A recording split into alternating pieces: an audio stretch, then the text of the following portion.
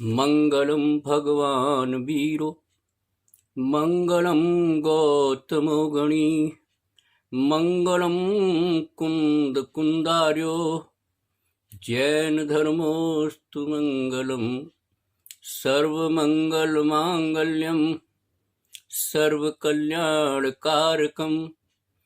प्रधानम सर्वधर्माणां जैनम जयतु शासनम जैनम जयतु शासनम। 10 धर्मों के संदर्भ में आज हम चर्चा कर रहे हैं उत्तम त्याग की। 8वां धर्म है। उससे पहले जो चर्चा हुई उत्तम क्षमा, उत्तम मार्दव, उत्तम आर्जव, उत्तम शौच, उत्तम सत्य, उत्तम तप और आज है उत्तम त्याग। जब भी 10 धर्मों की चर्चा हो या आचार्य जब भी 10 धर्मों की बात आपको सिखलाते हैं, बतलाते हैं, तो ये समझ लेना कि आपको आपके ही स्वभाव से अवगत कराते हैं। ये बात कई बार कही जाती है, आप प्रति पुनरावृत्ति होती रहती है, लेकिन ये बात बहुत आवश्यक है कि आत्मधर्म की ही चर्चा है वस्तुतः। तो हमने पिछले बार कहा उत्तम तप में कि इच्छा निरोध तप है, इच्छाओं का निरोध तप है। इसी तरह से और धर्मों की चर्चा की और उन्हीं धर्मों के संदर्भ में हमारे समक्ष कषाय भी आई हैं। हमने क्रोध पर चर्चा की, मान पर चर्चा की, माया पर चर्चा की, लोभ पर चर्चा की, असत्य पर चर्चा की,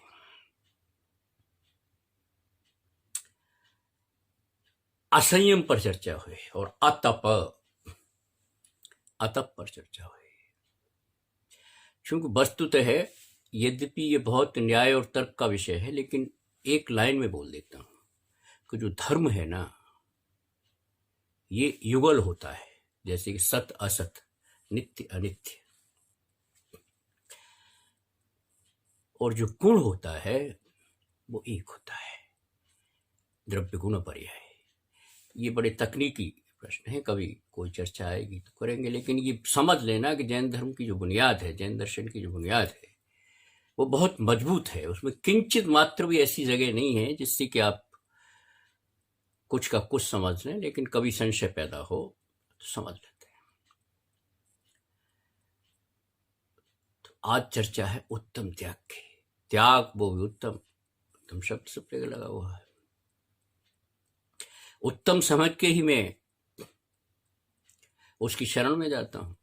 तो उत्तम त्याग किसको कहते हैं? त्याग तो जब शोध करते हैं अपने अंदर, तो एक बहुत बड़ी, हम जाने अनजाने नहीं कभी कभी हम एहसास कर पाते, लेकिन एक कमजोरी व्यक्ति में है, और वो ये है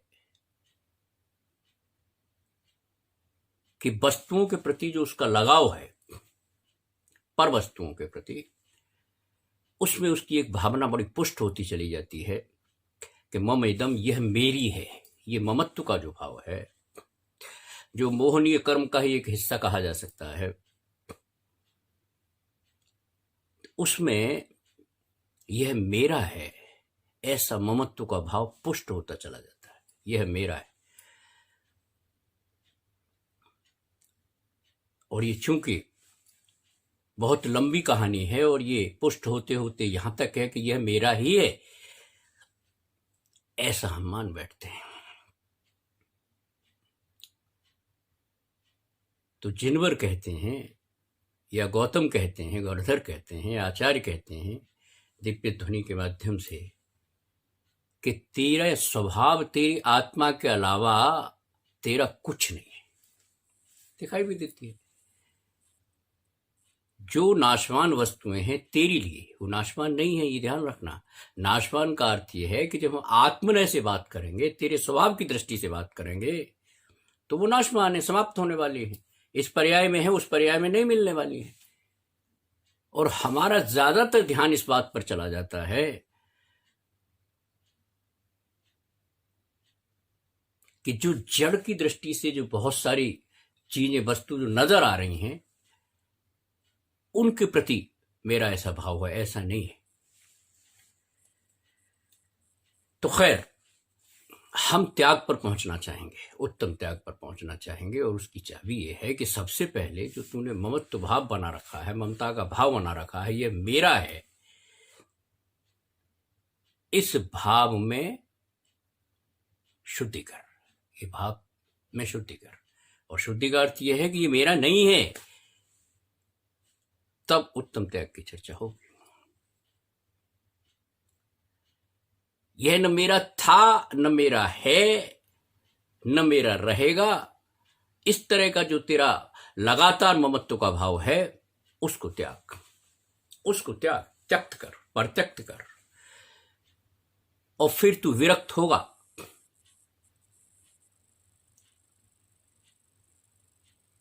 इनके त्यागे बिना उत्तम त्याग धर्म का पालन नहीं हो सकता।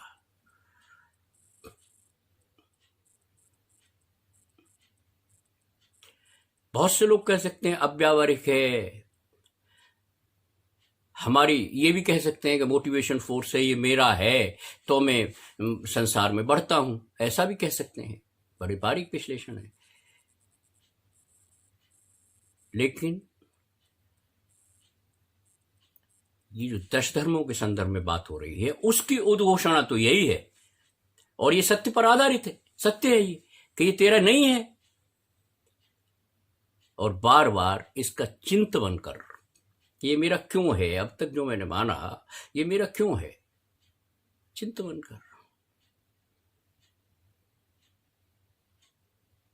जो आज है वो कल नहीं रहेगा, ये रोज नजर आ रहा है कि कल मैं जवान था, यंग था,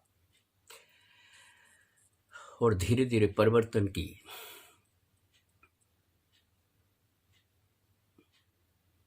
परिवर्तन नाशवान की तरफ, यानी मेरी निगाहों से, मेरी पर्याय से सब चला जाएगा। मैं पुद्गल की दृष्टि से या वैज्ञानिक दृष्टि से ये नहीं कहूंगा कि वो नाशवान है, वो कहीं ना कहीं परिवर्तित हो रहा है, इसी तरह तेरी पर्याय परिवर्तित हो रही है। तो एकदम ये मान लेना नाशवान ऐसा नहीं है, लेकिन ये मान लेना कि मेरे लिए नाशवान है, मेरे लिए इसका कोई मतलब नहीं है, मेरा ये है ही नहीं। रोज परिवर्तन हो रहा है। तो ऐसी दिशा में, और ये बहुत थोड़ा सा, चूंकि भाव उलझे हुए हैं, ये जो हमारे यहां कहते हैं ना गुदड़ गांठ, पहले की भाषा है, गुदड़ गांठ सुलझा ही नहीं जा सकती। एक सिरा खोजते हैं, दूसरा सिरा कहीं पाया जाता है, उलझ गई है। जैसे कीचड़ की दलदल की जो स्थिति होती है, दलदल की, ऐसे में ये जो ब्याह शादियों में कभी कभी अंगूठी, कहीं परंपरा है ऐसी, वो घास वगैरह डाल देते हैं, यानी दलदल की स्थिति पैदा, उसमें ढूंढ, तो वो औपचारिक है, उपचार से है। लेकिन सच्चाई ये है कि अगर तेरी अंगूठी खो गई है, तेरे धर्म की अंगूठी, उत्तम त्याग की अंगूठी अगर खो गई है, तो उसको घास फूस और दलदल में से खोजना है, ये मुश्किल काम है, निश्चित तौर पर मुश्किल काम है। लेकिन भावों का सहारा लेगा, शुद्ध भाव यदा कदा आते हैं, यदा कदा आते हैं, थोड़ी सी बस संकेत दे के चले जाते हैं। तो जब ऐसे भाव आएंगे और तू लगातार तो कर पाएगा कि ये मेरा नहीं है, उसका निषेध कर लेगा, मेरा नहीं है। और किसी उसकी दृष्टि से नहीं है कि भाई मतलब बहुत उलझन है, गुदरगांठ है, ये बड़ी ग्रंथियां हैं, मालूम भी नहीं पड़ेगा, और तू समझ रहा है कि मैं उत्तम त्याग का। भगवान बाहुबली के सामने समस्या क्या थी? वैराग्य को चले गए और बड़े कायदे से चले गए और तप करने लगे। और तप का अर्थ केवल इतना है कि जो भी मेरी भावना है, मेरी चीज नहीं है, जो पर है, उसको लगातार और लगातार उसका निस्तरण करूं, निस्तार करूं, उसका निषेध करूं, उसका निरोध करूं, यही तप है। कल तप की चर्चा हुई थी कि कायक्लेश ठीक है, लेकिन अंतर का जो शोधन है, अंतर का जो शोधन है, कहीं कोई चीज कोने में बच गई हो। आप रोज स्नान करते हैं, लेकिन सच ये है कि कभी कभी आपकी कोहनियां, कभी कभी ऐसी स्थितियां नहीं पूरा साफ हो पाता। इसी तरीके से मन की स्थिति है। ये मन बिता लेगा, लेकिन साफ करके भेजते हैं, क्योंकि मुझे तो आत्मा के करीब पहुंचना है, और ये मन कहीं न कहीं मुझे भटकाता अटकाता ऐसा है। तो ये गुदर गांठ है कि मैं कैसे इस भाव को लाऊं कि ये मेरा नहीं है। लंबे अरसे से मैं कहता है, विभिन्न पर्यायों में कहता आ रहा हूं, तो ये मेरा नहीं है कैसे हो जाएगा? कहीं न कहीं जो जीवेश्वरा का तत्व है, और हमने ये मान लिया है कि जीवन का शायद आधार ये है। बहुत बारीक ग्रंथियां हैं, मैं मनोविज्ञान की बात है। तो इसको खोजना और खोज के बाद उसको फेंकना अपने ही अंदर, अपने से अंदर बाहर निकालना,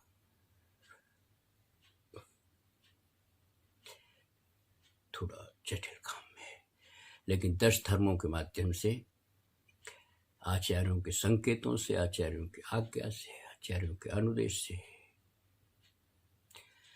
हम इस पर विचार करेंगे, हम सोचेंगे, और एक दिन आएगा जिस दिन हम उत्तम त्याग की धारी बनेंगे। अपनी अपनी अलग अलग तरकीबें हैं, अपने अलग अलग सूत्र हैं।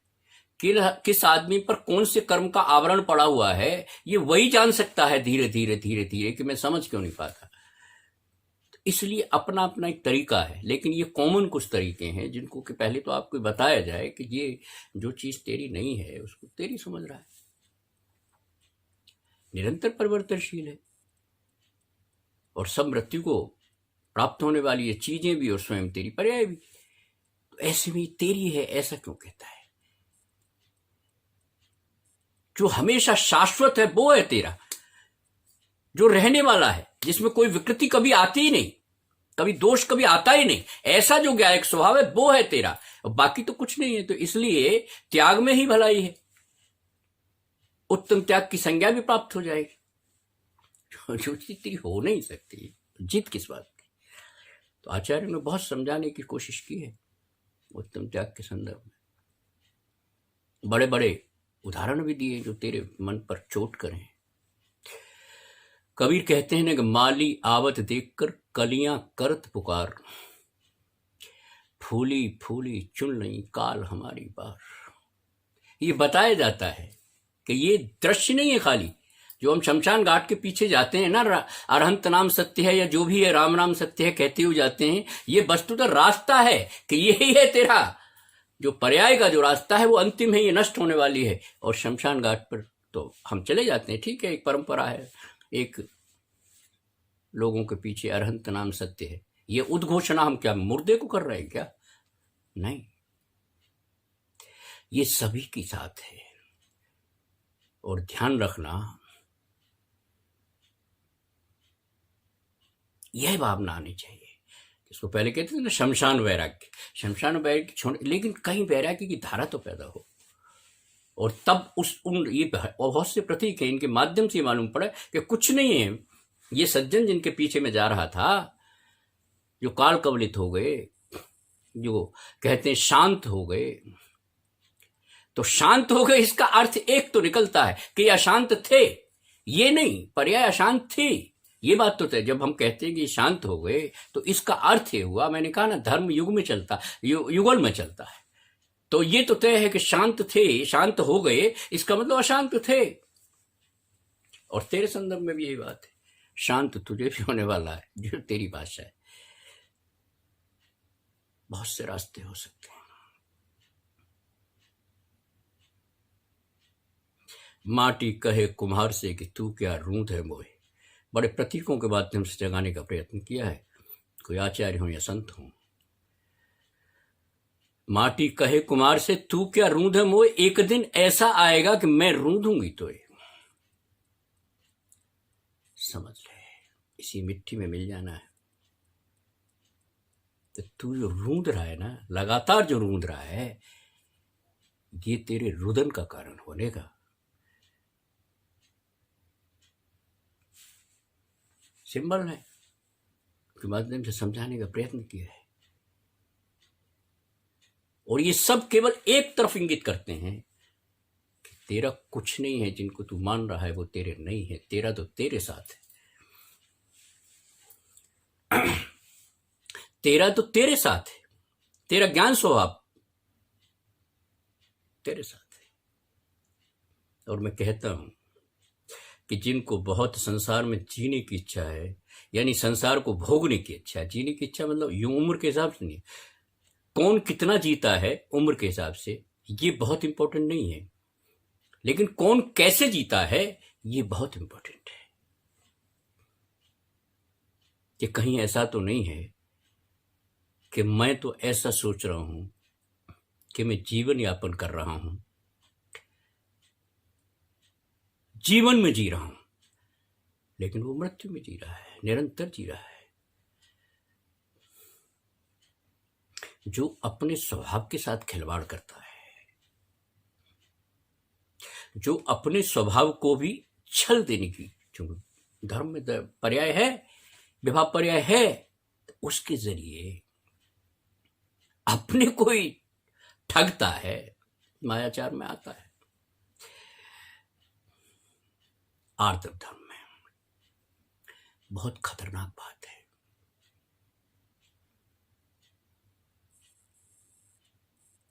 कुछ नहीं है तेरा, सब छोड़ गए लोग, सब छोड़ गए। सैर करने निकला था, दिल में कई अरमान थे, सैर करने निकला था, दिल में कई अरमान थे। एक तरफ थे बाग सुंदर, एक तरफ शमशान थे।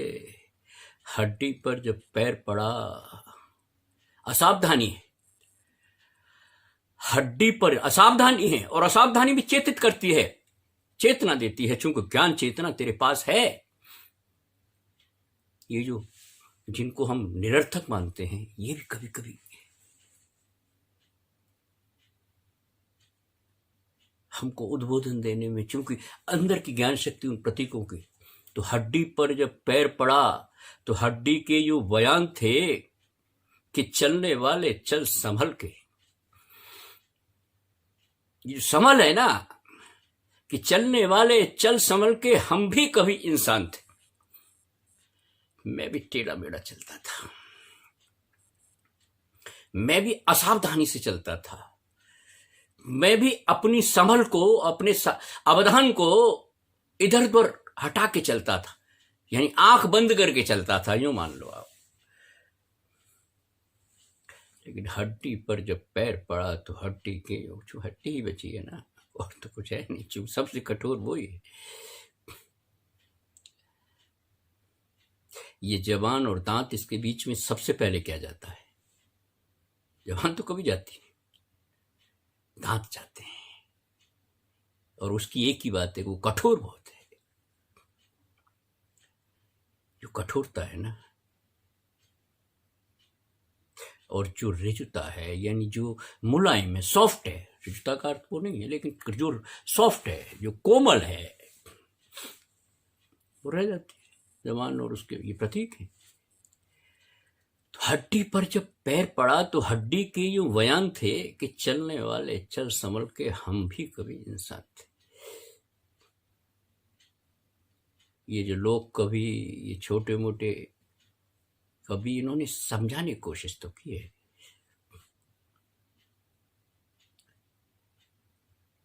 कि जहां बाग सुंदर दिखाई देता है ना, वहां शमशान भी देखना चाहिए, भावों में ही सही। फिर मेरा क्या है, जब अंतिम परिणति मेरी शमशान है, इसमें समझ लेना कि मैं पर्याय की दृष्टि से कह रहा हूं हर चीज। क्योंकि पर्यार्थिक न्याय पर द्रव्यार्थिक न्याय तो तेरी अपनी संपत्ति है, तेरी अपनी संपदा है, लेकिन जिसमें तेने अपना मन लगा रखा है, अपना ममत्व भाव लगा रखा है, उस पर चर्चा जरूरी है, तो इसलिए उस पर चर्चा कर रहा हूं।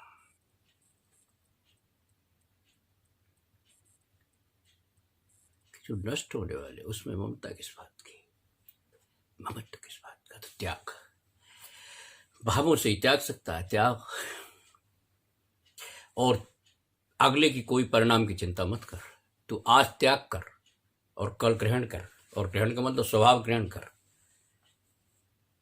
तो जो तूने अंटशंट ग्रहण कर रखा है उसको त्याग, तो तू अपने सही स्वरूप में आएगा, अपने सही स्वरूप को ग्रहण करेगा। बड़ी सीधी सी बात है, उसमें कुछ है नहीं।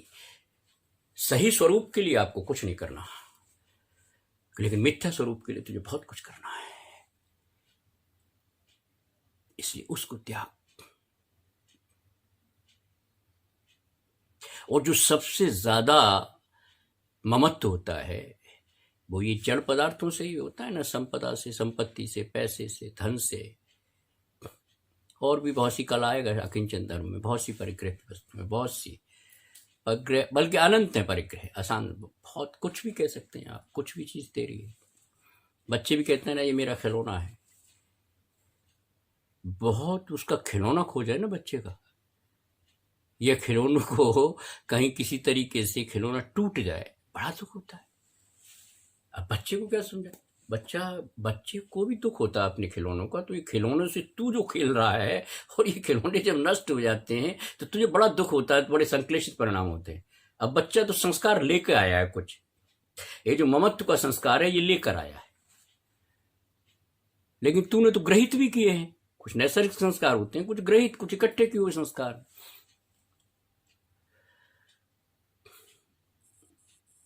तो ये जो खिलौने हैं ना जिनसे तू खेलता रहता है, बच्चे के खिलौने अलग हो सकते हैं, तुम्हारे खिलौने कुछ अलग हो सकते हैं, लेकिन हैं सब खेल खिलावन की चीजें भैया ये।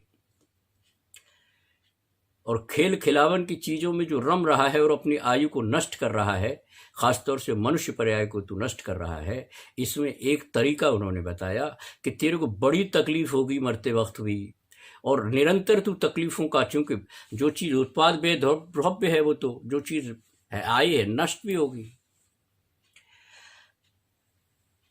तो तुझे तकलीफ ना हो, इसलिए आज से अपने भावों को संभालता हुआ, इसको संयम से लेकर, संयम तप और लगभग त्याग, ये सब लगभग एक चीज है। तो उस भाव को त्याग, इसको तो त्याग करके, अब उसके लिए उन्होंने कुछ जरिए तय किए आचार्यों ने। कुछ आपत्ति भी हो सकती है कुछ लोगों को, लेकिन कुछ जरिए तय किए। तो उन्होंने कहा भाई दान, त्याग को उन्होंने दान की श्रेणी में ले लिया है, या दान के माध्यम से उन्होंने कहा कि तू त्याग कर सकता है, ऐसा कुछ आया है। तो षड आवश्यक जो जैन श्रावक के आचार हैं उसमें दान है, और पुरानी भाषा में चला जाए तो हमारे शब्द है दत्ती, और दत्ती के संदर्भ में बड़ी चर्चा हुई है। उसमें कहा कुछ उस तरह के लोग होते हैं जो अपने पूर्वजों की संपदा खाते हैं, उनकी बड़ी संख्या, उन्होंने दिया है उसके लिए शब्द मूलहर, यानी जो मूल चीज थी उसका ही हनन कर लिया, तो उस पे उसको लुटाते रहते हैं। एक वो लोग हैं जिन्होंने किसी न किसी तरह से अपनी वंचना से, झूठ बोल के, व्यापार के नाम पर पैसा पैदा कर लिया, और वो उस पर नाच करते हैं, तो उनको मदरी की संज्ञा दी गई। मदरीय पुराने शास्त्रों में है, ये आपको आवश्यकता नहीं है। संदर्भ विशेष में कभी दत्ती शब्द आ जाए, कभी मूलहर आ जाए आपके पढ़ते पढ़ते, कभी मदरी शब्द आ जाए, तो आप जान लें, इसलिए कह रहा हूं। और उससे प्रकृति भी जाहिर होती है कि कुछ लोग केवल इसी बात पर, जब प्री पर्स खत्म हुए तो राजा, जो पुरानी राज्य व्यवस्था के लोग थे, चाहे वो मालगुजार थे या छोटे मोटे नवाब या छोटे मोटे जमींदार हुआ करते थे, वो कोर्ट गए। और वो कोर्ट इसलिए गए कि उनके पास कोई जरिया ही नहीं था, वो तो पूर्वजों की संपत्ति खा रहे थे, तो मूल अर्थ था।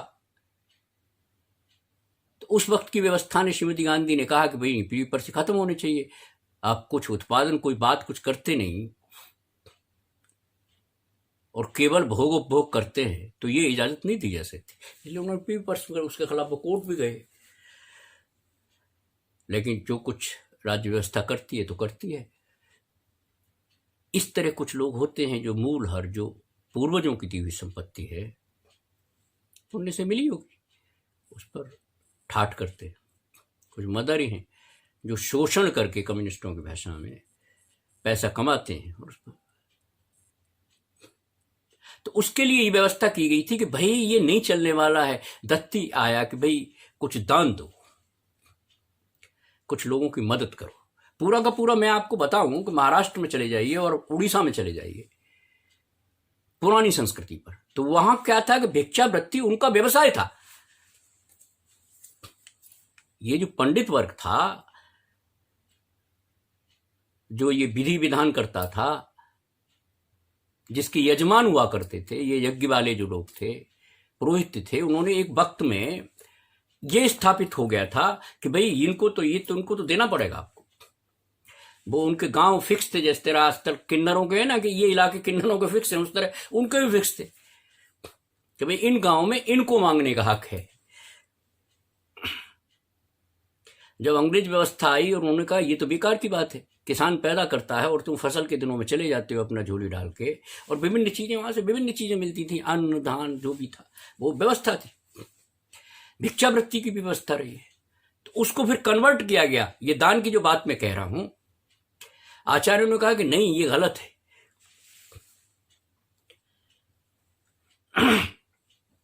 तो उन्होंने कहा नहीं, दान की व्यवस्था होना चाहिए, ये श्रावक का आचार होना चाहिए। और उस वक्त राज्य व्यवस्था की पोजीशन क्या थी? बहुत से लोगों ने शिकायत की कि साहब ये तो अधिकार हमको है, लेकिन बहुत से लोग इसमें सम्मिलित हो गए हैं, जैसे कि किन्नर समाज में भी आजकल हो जाते हैं। तो कोई व्यवस्था करी तो राज्य व्यवस्था ने क्या किया कि उनको पात्र दिया, प्रतीकात्मक पात्र, तो उसको पात्रा कहा गया। वो जाति की जाति पात्रा थी। ये जो आजकल आप पात्रा पात्रा सुनते हैं ना, ये वस्तुतः इनका जो अतीत है, इनका जो डीएनए है,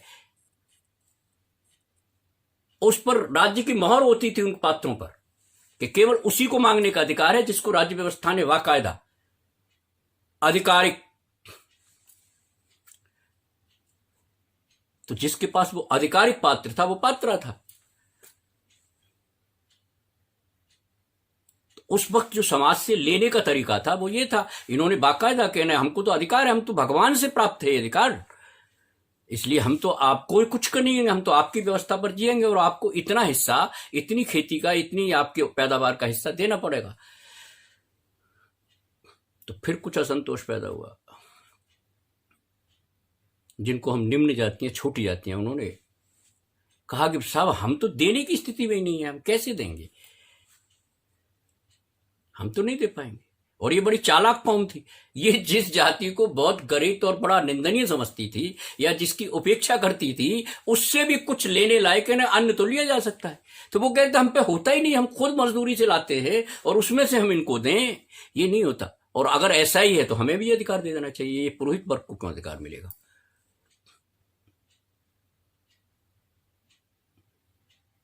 असंतोष पैदा हुआ। मैं ये एक जनरल बात कर रहा हूं कि कभी कभी ये जब इतिहास मालूम होना चाहिए कि ये जो बात करते हैं ना, इनका अतीत क्या है। अब राज्य उनको बहुत बड़ा वर्ग था, उसको वो तो नहीं कि और पुरोहित वर्ग का राज था, मतलब इस मायने में राज था कि वो आपकी बुद्धि का हरण करते थे, विभिन्न तरह की मान्यताएं, भ्रांतियां फैलाते थे। ईश्वर, भगवान, अवतार, शाप, जैसे मैंने चर्चा की थी, शाप, वरदान, इस तरह के शब्द के आपको डराते थे, आतंकित करते थे, और ये बौद्धिक आतंकी थे। तो राज्य व्यवस्था ने कहा इतनी बड़े लोगों को नाराज तो नहीं किया जा सकता, इसलिए उन्होंने कहा कि भाई ठीक है, जिसके पात्र पर राज्य की मोहर होगी वही पात्र है, और उसको पात्रा कह दिया। फिर जब निम्न वर्ग में, तो उसको उन्होंने कहा भाई ऐसा है, छोड़ो, ये शमशान में आने वाली जितनी चीजें हैं, जिसमें कपड़े शपड़े होते हैं या जो, ये पहले साथ ही लेते थे, अब तो निला धुला के ले जाते हैं। पहले स्नान भी वहीं होता था, अभी भी शायद कहीं होता है, लेकिन कुछ साथ लाते थे। तो ये जो व्यवस्था होगी, जैसे आजकल चढ़ाते ना कि ऊपर वो शॉल चढ़ा दिया, कुछ चढ़ा होता है, अपनी अपनी अमीरी बमीरी दिखाने का एक रिवाज है। तो वो सब व्यवस्था एक ऐसे व्यक्ति को मिलेगी जो शमशान में, तो उसको पता है उसको क्या संज्ञा देगी, महापात्रा। मेरा किसी आरोप आक्षेप नहीं है, लेकिन अतीत में जाने की कोशिश करो कि तुम जो आज, ऐसा नहीं है,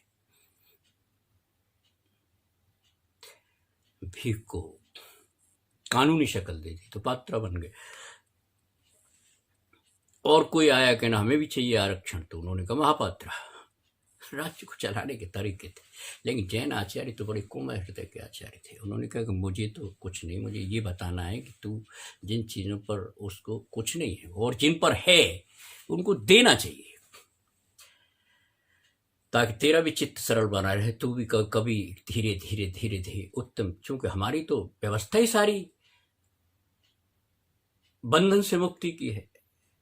इस जीवन से, जिसको तू जीवन समझता है, इस जीवन मरण से छुटकारा पाने की हमारी पद्धति थी।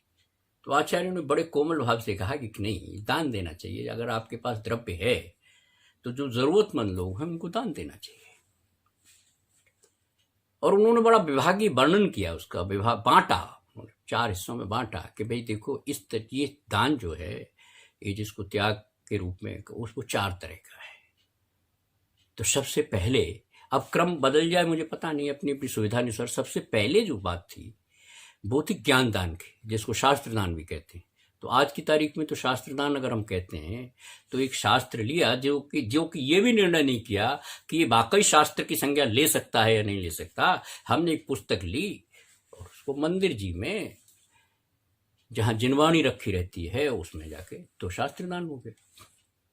भ्रांतियां बहुत रही हैं, कुछ का कुछ समझा है तू और कुछ नहीं। अज शब्द था, जो अज शब्द था वो त्याग के लिए था, लेकिन अज शब्द का समझ तूने आज माने बकरा ऐसा समझ लिया, क्योंकि तूने जो सुविधाएं अपनी सुविधानुसार जो व्याख्याएं की, बलि प्रथा में ऐसा ही था, उन्होंने व्याख्या ही बदल दी पूरी की पूरी।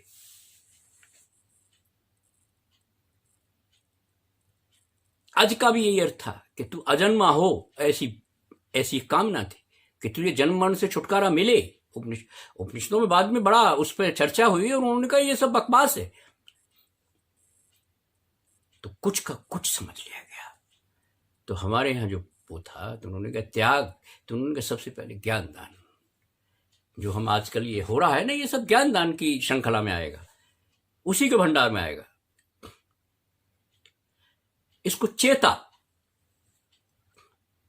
जगा, तो उसके लिए क्या कि उन्होंने कहा भाई ज्ञान दान देना चाहिए। बहुत से लोगों ने, बहुत से, आप 100, 150, 200, कितना लोगों ने, जैन श्रावकों ने बड़ा काम किया है, नो डाउट। ये एक जमाने में सरसेठ हुकुमचंद ने 1 करोड़ रुपया दिया, उस जमाने में 1 करोड़ रुपया। और आज तो 1 करोड़ रुपया अगर आप दे देंगे तो आपको कई इंद्रमिल का, वो आजकल है ना बोलियां लगाने का। और उन्होंने किसको दिया? हिंदू यूनिवर्सिटी को। मदन मोहन मालवीय ने जो हिंदू विश्वविद्यालय की स्थापना की, तो उन्होंने एक फंक्शन किया। वो इंटरनेशनल भिखारी के रूप में जाने जाते थे। वो उसके लिए, शिक्षा के लिए जगह जगह दान इकट्ठा करते थे, और उनकी कला थी, नम्र होके जाते थे। निजाम हैदराबाद ने तो उनका काफी अपमान किया, लेकिन उन्होंने उसको भी दूसरे तरीके से, कहानी अलग है। तो ज्ञान दान के संदर्भ में लोगों ने बड़ा काम किया है और बड़े संघर्ष से किया है, वरना इतने बड़े बड़े विश्वविद्यालय है। आप कल्पना करिए नालंदा विश्वविद्यालय की,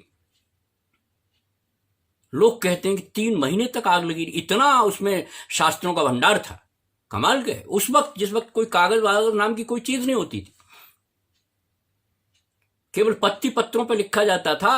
और नालंदा विश्वविद्यालय में जब आग लगाई गई, किसने लगाई वो मैं उस पर नहीं जाना चाहता, क्योंकि मेरा मंतव्य ये नहीं है कि वो किसी, जिसको आप बहुत दूसरा वर्ग मानते हैं, ऐसा नहीं था। ये आपस की कुछ था मामला, क्योंकि ब्राह्मण और बौद्धों में बहुत चल रही थी उस वक्त। किसके माध्यम से लगी, कैसे लगी, वरना कोई नालंदा विश्वविद्यालय में आग लगाने का कोई मतलब नहीं था। तो जिन्होंने ज्ञान दान दिया, शास्त्र दान किया, बड़ा परिश्रम किया उन्होंने। लेकिन अब तो हमें क्या है, एक छोटी सी किताब पूजन पाठ प्रदीप की बांधी और एक अच्छे से कपड़े में बांध के शास्त्र दान कर दिया। एक दान की, वो भी जैसे पिंड दान होता है ना, इसी तरह की लगभग परंपरा हमने अपना ली, और ये भूल हुई हमसे। ज्ञान दान तो बहुत बड़ी चीज है। किसी इंस्टीट्यूशन के माध्यम से, किसी विश्वविद्यालय के माध्यम से, किसी लाइब्रेरी के माध्यम से, किसी ये जो लेबोरेटरीज हैं उसके माध्यम से ज्ञान का प्रसार होता है, प्रचार होता है। और हमारे यहाँ भी बहुत सी यूनिवर्सिटी आज हैं, जैसे विश्व भारती ने कल्पना की, जो लाडनू में है कि ना, हम प्राकृत भाषा जो लगातार कम होती जा रही है, उसको लेके उन्होंने बड़ा काम किया। जैन विश्व भारती में बहुत सी चीज़ें मिल जाएंगी आपको, लाटू में जो आचार्य तुलसी ने स्थापना की थी उसकी। मामूली बात नहीं है। और उसी संदर्भ में बार बार कहता हूं, ये षटखंडागम कहां से आ गया आपके पास, जिसको पढ़ पढ़ के सारे विद्वान बड़ा फक्र महसूस करते हैं कि मैं ज्ञान हूं, और ये होता ही नहीं तो क्या होता, कहां से आ गया? ये लोग बड़े उत्तम त्याग की श्रृंखला में आते थे। ये लोग बड़ा त्याग किया है उन्होंने अपनी जिंदगी के बहुत से वर्ष लगा दिए, जिंदगी का बहुत बड़ा हिस्सा दे दिया, केवल इसलिए कि जिनवर की वाणी जो लुप्त हो गई है, जो स्मृति भ्रंश से चली गई है, उसको हम आकार देंगे पुस्तक का, ग्रंथ का। कर दिया, ये ज्ञान दान में आएगा। अब आज जो आप परिभाषा आप बना लीजिए कुछ भी,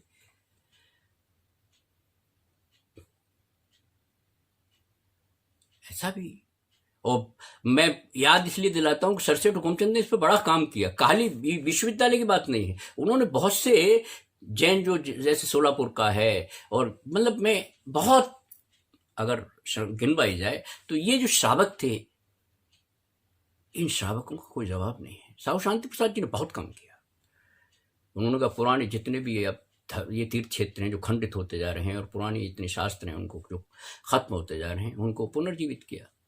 साहू अशोक जी ने भी बाद में काम किया, लेकिन बाद में कुछ समाज की बातें उलझ गई, कोई शिखर जी पे उलझ गया, कोई गिरनार जी पे, और वो जो चला आ रहा था क्रम वो खत्म हो गया। तो ज्ञानदान में दोनों चीजें आई हैं, ज्ञान को अवरुद्ध भी किया गया और ज्ञान को विकसित करने का प्रयास भी किया गया, और वो जीता। आज जो हम बात कर रहे हैं वो जीता, जिसने वाकई ज्ञानदान दिया वो जीता। जो आज है नहीं है उससे कोई फर्क नहीं पड़ता, विचार जीतता है। तो ज्ञान का अगर विचार है, भाव है, और वे कुंदाचार्य के जीव ने क्या किया था बताइए। मैं ज्ञानदान पर बहुत बड़ी चर्चा इसलिए कर रहा हूं कि आप जो कुछ समझते हैं वो नहीं है, और है तो बहुत किंचित है, कम है, बहुत कम है, अल्प है। जो कुछ हम आज देख रहे हैं ना जिनवाणी का प्रचार प्रसार, ये उन लोगों की देन है। कुंदाचार्य के ग्रंथों को, कुंदाचार्य का जीव कुंद क्यों हुआ मालूम है?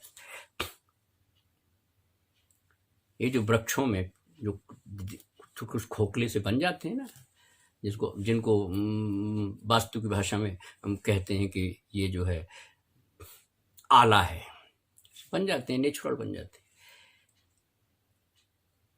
एक जैन मुनि की पुस्तक उन्होंने सुरक्षित रख दी थी कि भाई पता नहीं क्या है ये, जो पढ़ाई लिखाई का जमाना भी नहीं था। और फिर जो वन में काम करता है, जो जंगल में काम करता है, या जंगल में लकड़ी काटता है, या भील है, कुछ भी हो सकती है पर्याय, उसने सुरक्षित रख दिया। उस वक्त का जो भाव था वो कुंद बना। और कितने ज्ञान का प्रचार। मंगल में सबसे पहले कुंद, वीर के गौतम के नाम पर कुंद का नाम आता है, श्वेतांबर में स्थूलवत्र का नाम आता है। लेकिन ये धन्य है ये लोग, कोई भी रहे, उससे क्या है, जिन्होंने आप तक पहुंचाया। और जिसको हम अलमारियों में सुरक्षित रखे हुए हैं ना, जिसको हम सुरक्षित रखे हुए हैं, ये हमारे व्यक्तित्व का ही चित्रण करता है। बंद करके रखते हैं, बांध के रखते हैं, और मान ये लिया, और जब सारा देव की आराधना कर ली तो एक धोख लगा ली। ठीक नहीं है। इसलिए हमने कहा कि भाई कोई नहीं, एक पन्ना पलट, लेकिन स्वाध्याय की बात कर। स्वाध्याय है परमम तप है, कल बात हुई थी। तो जिन्होंने ज्ञान दिया है, और बड़ी विषम परिस्थितियों में दिया है, बड़ी विषम परिस्थितियों में, मैं कहता हूं एक बहुत बड़े विद्वान है, यद्यपि कुछ हो सकती है, लेकिन बड़े उनके विद्यार्थी जीवन की कथा आती है कि भैया, कहानी आती है कि जहां वो पढ़ते थे वहां अष्ट सहस्त्री, एक न्याय की उत्तर की पुस्तक है अष्ट सहस्त्री, उसको कल भी मैं कह रहा था कष्ट सहस्त्री कहते हैं, वो पुस्तक वहां नहीं थी, और इम्तिहान था, एक ही प्रति थी, और उसमें भी बड़ा लोभ हुआ करता था उस समय पंडितों में, विद्वानों में, या शिक्षकों में भी, जिनको गुरु कहा करते थे। तो अष्टशास्त्री की एक प्रति थी, और वो प्रति गुरु उठा के, गुरु जी चले गए अपने घर, और ले गए उसको साथ, बताया भी नहीं उन्होंने, नहीं मिली। जिन विद्वान की मैं चर्चा कर रहा हूँ, दो भाई, दोनों वहाँ उन्होंने बड़ी, उसमें पूरा आता है कि वो गांव गए, फिर जाके क्या हुआ कि उन्होंने, गुरुजी ने छुपा लिया उसको, नहीं बताया कि नहीं मैं तो नहीं लाया।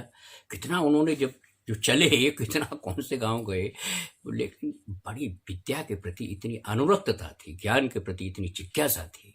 बड़े लोग संघर्ष करते थे। भाई अकलन की कहानी क्या आती है, यही तो है। तो मैं कह रहा था ये बड़े बड़े जो नालंदा, विक्रमशिला, तक्षशिला जो आजकल पाकिस्तान के हिस्से में चली गई, वो जगह तो रही होगी, ये सारे विश्वविद्यालय खत्म हो गए और बड़ा भंडार था। हुइन सांग ने चर्चा की है उसमें। तो आपको भी कभी ऐसा मौका मिले ऐसे संस्थाएं बनाने का, तो वो वस्तुतः ज्ञानदान है। और उसमें जो अपरा विद्या है, यानी जो अध्यात्म विद्या है,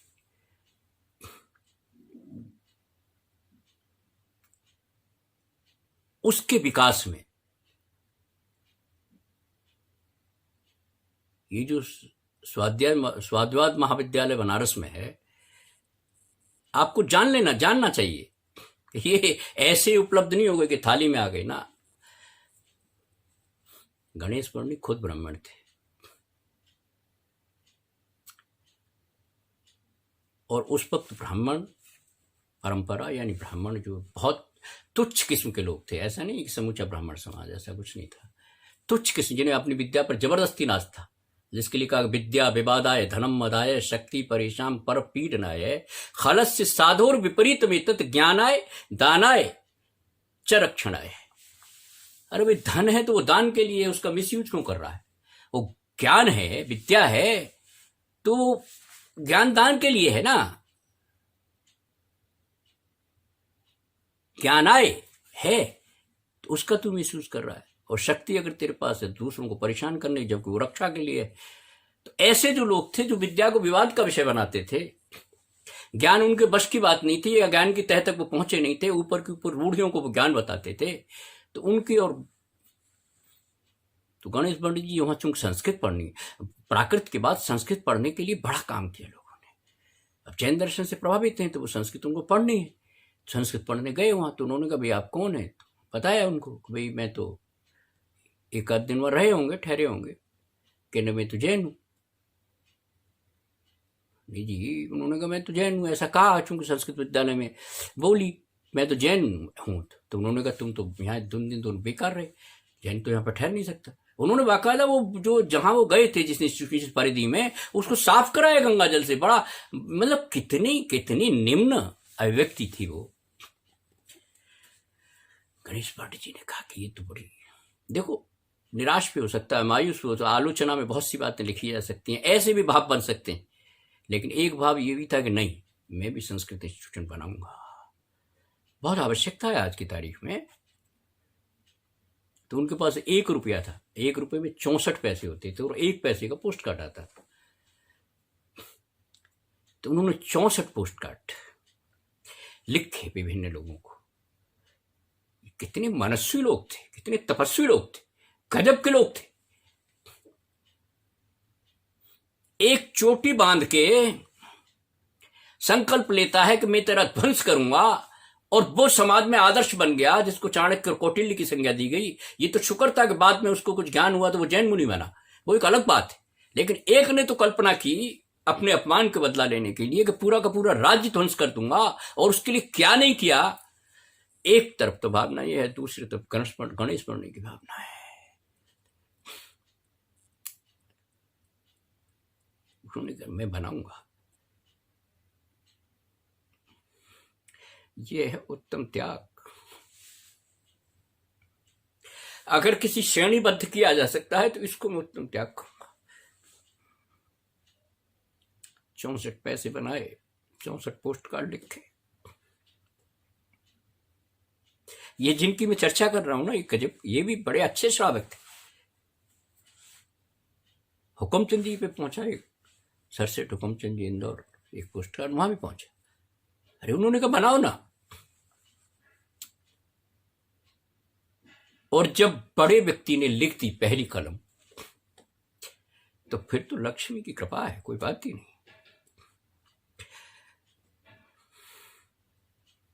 किस काम आएगा मेरा द्रव्य, ये भावना बनती है।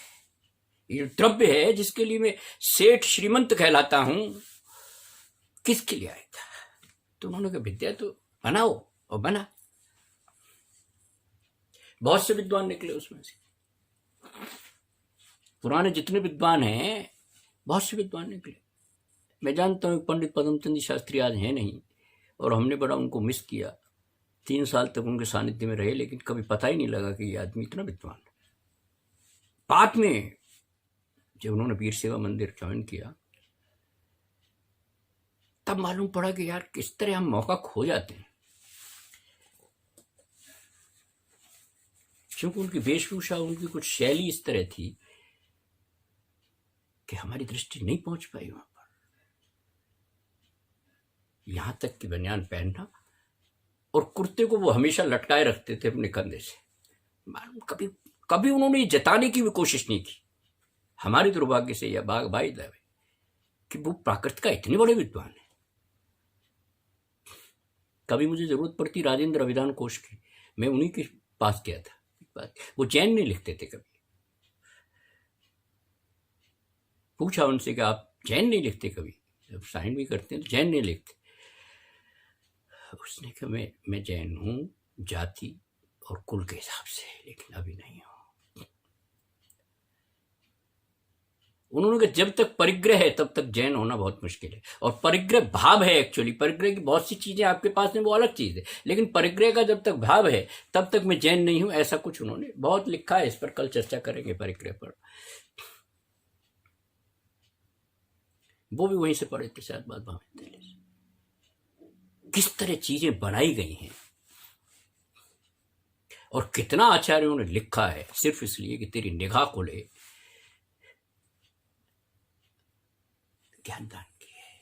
तो उत्तम त्याग की श्रेणी में तो इतनी उत्तम त्याग की श्रेणी में अगर इतनी उत्कृष्ट जाति का ज्ञान दान है, आएगा, निश्चित आएगा।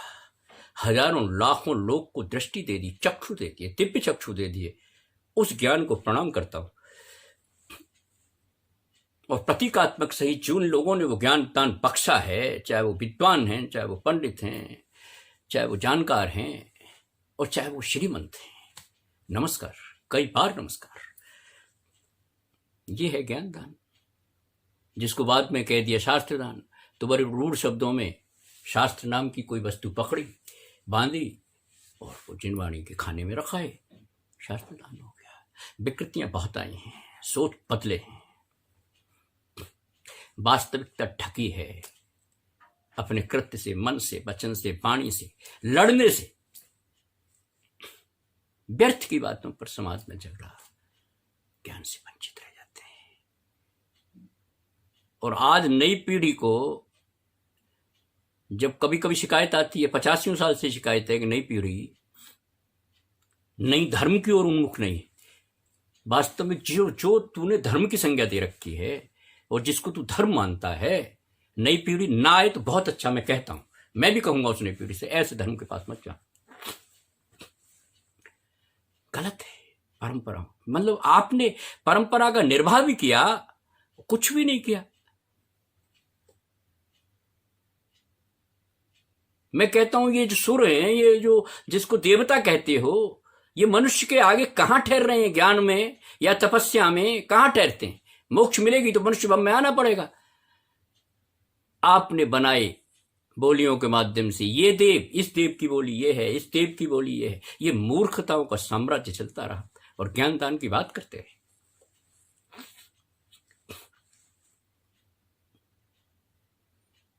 मुझे बहुत अच्छी तरह याद है, आज वो नहीं है, आध्यात्मिक सत्पुरुष कहलाते थे।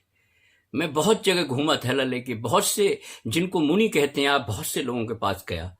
मुझे कुछ ऐसा लगा, हो सकता है मेरी कोई ग्रंथि रही हो, मजा नहीं आया। पूरा गुजरात ढूंढता रहा, जहां जहां थे लिखता था, देखता था, वहां ये विराजमान है, वहां कुछ मजा नहीं आया। कोई गिरनार गौरव लिख रहा है, कोई कुछ लिख रहा है।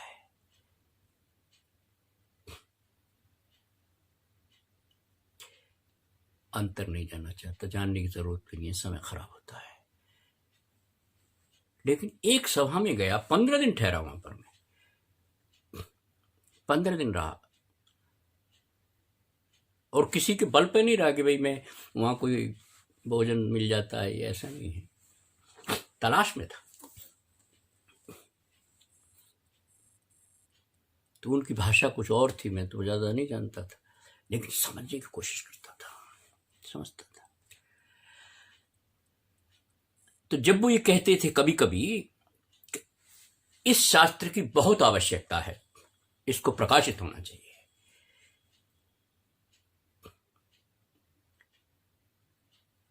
तो मैं आपको बात बताऊं कि लोगों के हाथ उठ जाते थे। उन्होंने कहा इसकी 1 लाख प्रतियां होनी चाहिए, मैं उदाहरण दे रहा हूं, कभी उस पर जाना मत आप।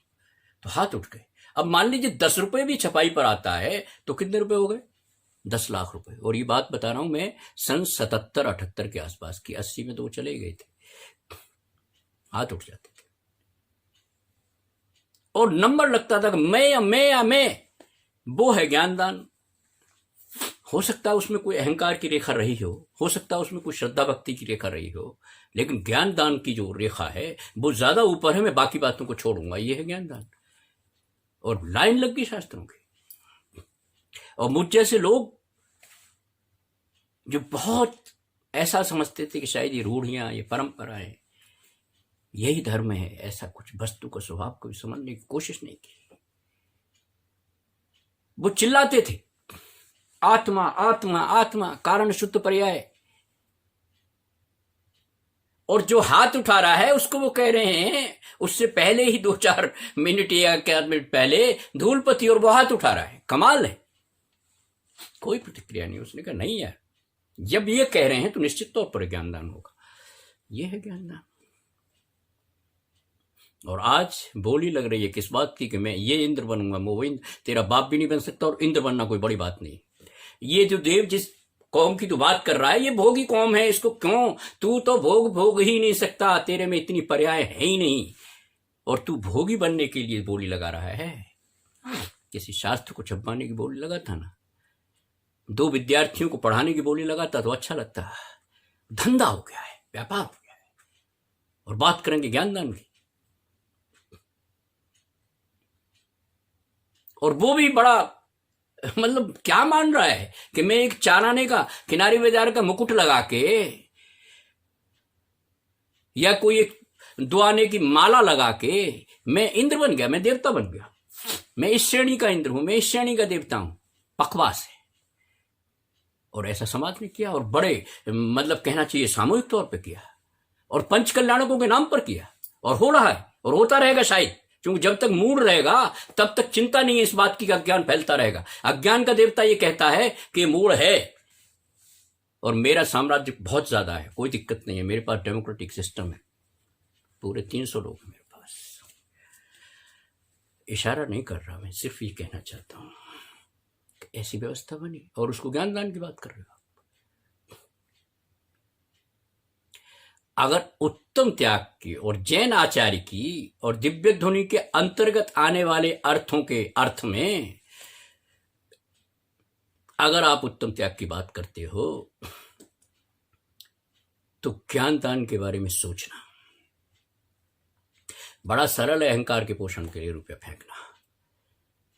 इसलिए मैंने कहा ना कि पात्रा, कुछ इस तरह के पात्र हुए, उस तरह के मापात्र हुए, और इस तरह की चर्चा हुई। कुपात्र भी हैं, सतपात्र भी हैं। सतपात्र को ही दान देना। अपने अपने लोगों ने कहा मैं ही सतपात्र हूं। अरे भाई तू सतपात्र है तो उसका क्या इस्तेमाल करेगा बता? ये खंबे चिनवाने में करेगा? 1000 खंभों का मंदिर है भैया, नीचे से निकाल लो आप कपड़ा। इस तरह की वास्तुकला थी, मूर्तिकला थी। और आपको 6 राजवंश तो मैं बता सकता हूं, जिन राजवंशों ने जैन धर्म को, श्रमण धर्म को, आर्हत धर्म को पूरा का पूरा आश्रय दे रखा था। प्रभावित थे वो लोग, सुनते थे, समझते थे। नहीं तो ज्ञानदान तो वो हुआ। अब आपने कर दिया आहार दान, उसकी जगह क्रम लगा दिया। बड़ी अच्छी बात है, आहार दान देना ही चाहिए। अरे भाई जो निर्ग्रंथ है, जो भावलिंगी मुनि है, जो देवशास्त्र गुरु की श्रेणी में आता है, उसके अगर चरण मेरे या पड़ जाएं, जो समस्त परिश्रमों को सहता है, उसके चरण पड़ जाएं, मेरा सौभाग्य है, उसको आहार देना ही चाहिए। और आहारदान लगभग उस श्रेणी में आया। लेकिन आहारदान की और बड़ी व्यवस्था है, मैं उस पर नहीं जाना चाहता। जाना चाहिए। वैसे भूखा है तो उसको खाना खिलाना चाहिए ना, वो भी कर्माधीन है। आहार बढ़ तो कुछ करुणा का भाव लाके, करुणा का कोई एहसान नहीं है, कोई धार्मिक पट्टा नहीं है। ग्रंथियों से लड़ना बहुत मुश्किल है। ये जो गुदर गांठ पड़ी हुई है ना चित्त में, इससे लड़ना बहुत मुश्किल है। तो आप में अगर करुणा भाव जागृत हो और आपके पास इस तरह की व्यवस्था द्रव्य है तो वो करना चाहिए।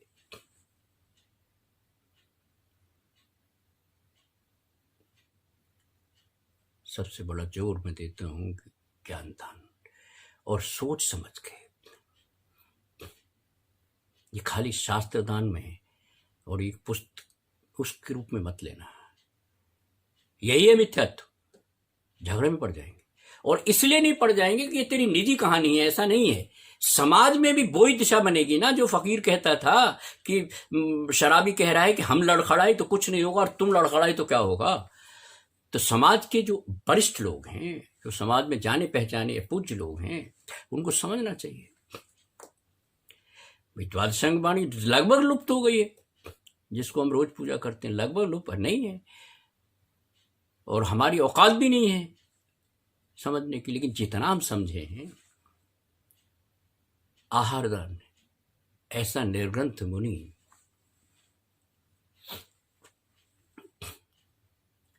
जो श्रवण के पथ पर चल रहा है, उसका आपके आहार होना निश्चय ही आपका सौभाग्य है, पुण्य है। और इसको विस्तरित करो तो महापुण्य बनेगा, उत्कृष्ट पुण्य बनेगा। और उसको विस्तरित करो तो। लेकिन जब हम शास्त्र नहीं पढ़ सकते तो आहार दान की भी व्याख्या हम नहीं कर सकते, ये मान लेना। जितने भी दान हैं उनकी व्यवस्था नहीं कर सकते, बड़े रूढ़ अर्थों में करते रहेंगे, बड़े परंपरागत अर्थों में करते रहेंगे, और उससे वंचित रह जाएंगे जो मेरा गंतव्य था, जो मेरी दृष्टि थी। तो इस बात को समझ लेना कि समझे बिना समझदार बनना सरल हो सकता है, संसार है। मीडिया में जो बिल्कुल बिल्कुल निकृष्ट कोटि का लोग है, जीव हैं, उनको भी आप कर सकते हो। ये मीडिया ये प्रचार तंत्र का जो साधन है, ये फंक्शन, ये आयोजन, आगे 3-4 नाम ही तो लिखने हैं, करना क्या है, उसका प्रचारित कर देना, मार्केटिंग कर देनी है। मार्केटिंग का बड़ा जोड़ है, कुछ भी कह दो आप, कुछ भी बांध बूंद के अच्छे से पैकिंग में दे दो, हो जाएगा। तो पैकर मत बनो, चेकर बनो। चेकर मीन्स आत्मशोधन करो। मैं गणेश वर्णी की बात कर रहा था, मैं नमन करने का, बार बार नमन करने का मन करता है। इतना बड़ा विद्यालय उन्होंने खोला और केवल 1 रुपए से। और 1 रुपया भी कभी कभी क्या होता है कि आदमी सोचता है कि अब तो मैं असहाय हूं, मेरे पास कुछ नहीं है, तो इसका इस्तेमाल दूसरे तरीकों में वो कर सकते थे। लेकिन कुछ गणेश वर्णी का नाम मैं आज नहीं ले रहा होता, उन्होंने कहा नहीं, ये एक तरीका है। कितनी प्रत्युत्पन्न मति थी भैया, जिसको कहते हैं प्रेजेंस ऑफ माइंड। कितने बड़े लोग थे, कितने बढ़िया लोग थे, उसके अंदर कितनी प्रशस्त भावनाएं, प्रशम भावनाएं रही होंगी, जो सोचते हैं कि तो ज्ञान तो प्रसारित होना चाहिए। आहार दान, उसके बाद औषधि दान भी है। हमने समझ लिया, औषधि दान को भी हमने इसी तरह समझा है। क्योंकि मैंने कहा ना कि जब तक ज्ञान दान के बारे में, ज्ञान के बारे में नहीं जानेंगे, तब तक आप इसी तरह गुजारा करते रहेंगे, चलते रहेंगे, जिंदगी ये चलती रहेगी, संसार है चलता रहेगा। लेकिन एक गारंटी का उत्तम त्याग को पकड़ नहीं पाएंगे आप। आपको अपने ऊपर जब तक अफसोस नहीं होगा तब तक नहीं पकड़ पाएंगे। काम चलता रहेगा, कोई बात नहीं। हम जैसे लोग भी व्याख्याएं दूसरे तरह की करते रहेंगे, चाहे आप कुछ भी कर लेना, हम भी करते रहेंगे, हम भी कहते रहेंगे ना ये अज्ञान पूर्वक दिया हुआ आहार दान है, ये अज्ञान पूर्वक दी हुई औषधि दान है। और अज्ञान पूर्वक कोई चीज दी हुई है, वो दी हुई नहीं होती, वो तो कषायों के बंधन को प्रशस्त करती है। नहीं, औषधि दान, कोई औषधालय खुलवा दिया है, होम्योपैथिक औषधालय, आयुर्वेदिक औषधालय, और उसके पीछे तर्क ये है। आपको बताऊं, जो लोग कहते हैं ना होम्योपैथिक औषधालय में खुलवाने से कम हिंसा नहीं होती, आपकी गलतफहमी है। 3 तरह के प्रोडक्ट होते हैं, बता दूं मैं आपको।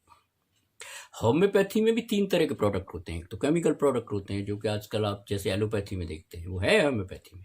एक हर्बल प्रोडक्ट्स होते हैं जो ये वनस्पतियों से बनते हैं, और होम्योपैथी में एनिमल प्रोडक्ट भी होते हैं।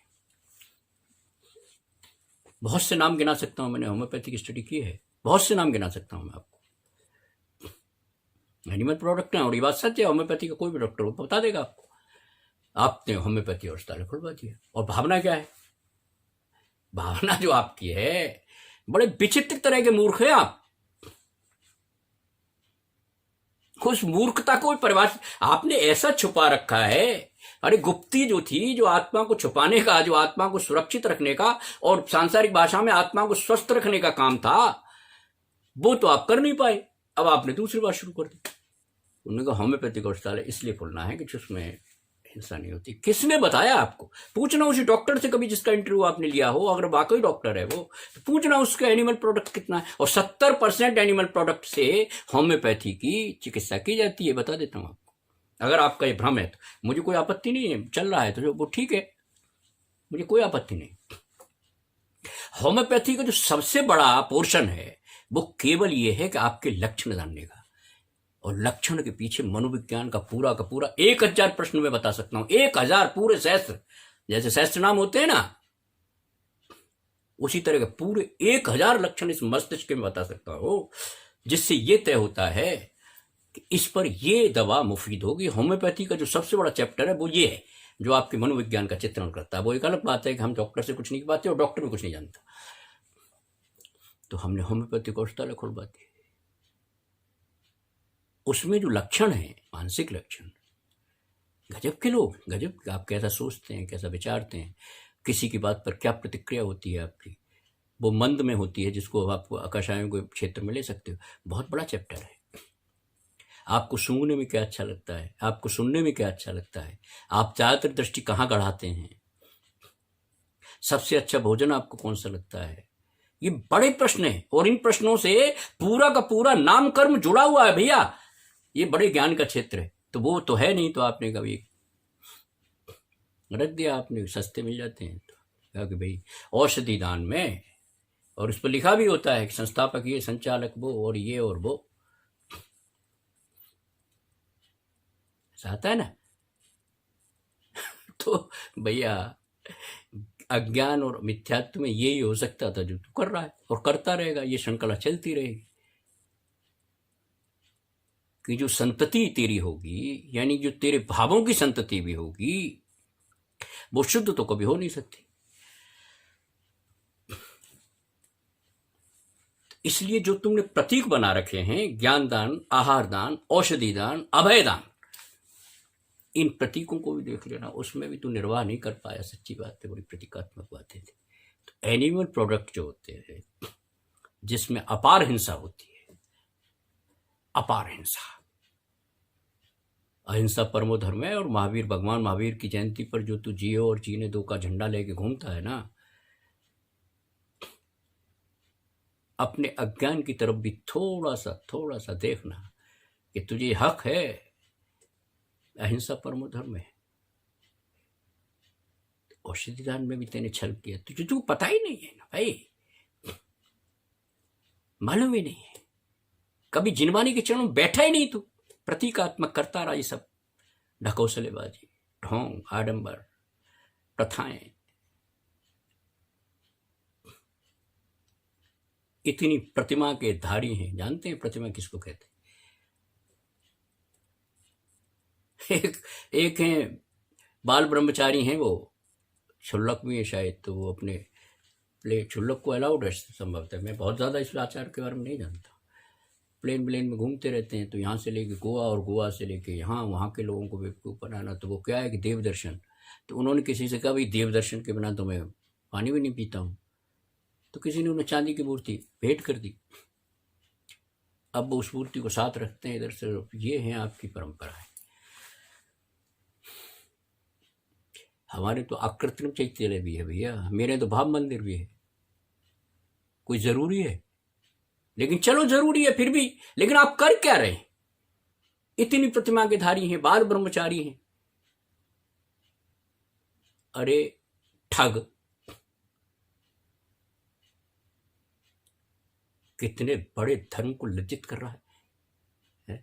कितने बड़े निर्ग्रंथ बनने की राह है ये। छुल्लक अलग 105 108, कभी मालूम है 108 क्या होता है?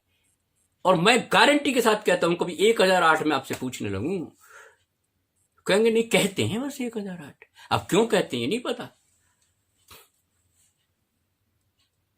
क्योंकि कभी पुराण तो पढ़े, महापुराण की कहानियां भी पढ़ी, लेकिन महापुराण पूरा पढ़ते तो 1008 मालूम पड़ जाता कि 1008 यूं तो निरर्थक तो कह नहीं दिया किसी ने। उस समय का ऋषि जो था, आचार्य जो था, मनुष्य था, जिसको मुनि कहते हैं, वो छलिया नहीं था, कपट नहीं करता था, हूं नहीं करता था, हूं ना, वो निदान बात बताता था कि 1008 क्यों कहा है। कभी आपने भी नहीं सोचा हो।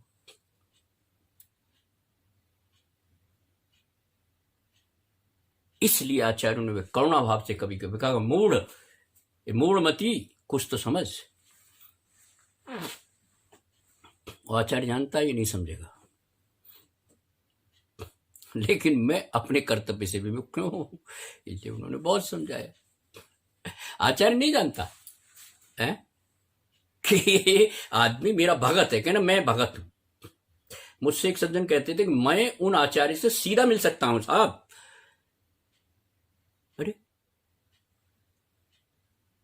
ये कौन सा गुण है, समझ में नहीं आया। मैंने तो बहुत से गुण पढ़े, ये कौन सा गुण है जिस पर तू फकर अभिमान कर रहा है? मैं उस भाई साहब, मेरा नाम बस चला जाए उनके आगे तो वो मैंने अपना वो जो भी उनका सेट,